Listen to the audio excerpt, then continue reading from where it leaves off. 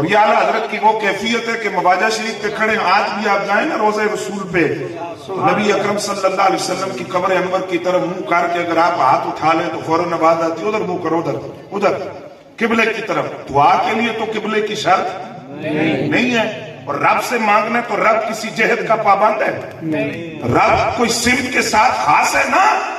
تو جب منہ قبر رسول کی طرف ہو تو وہ کہتے ہیں جہاں سے نہیں مانگنا، جہاں سے سوال بولو، جو گئے ہیں ان کو پتہ ہے، جو نہیں گئے اللہ ان کو لے جائے۔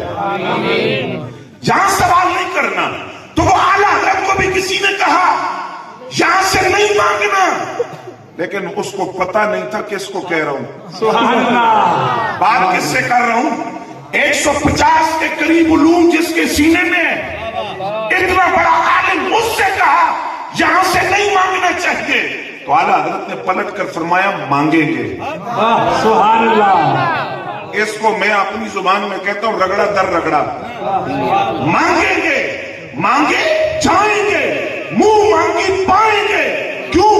سرکار میں نہ لا ہے، انکار نہیں ہے یہاں۔ جس نے جو مانگا، جب مانگا، جیسے مانگا ملا۔ سرکار میں نہ لا ہے، نہ حاجت اگر کی ہے، اگر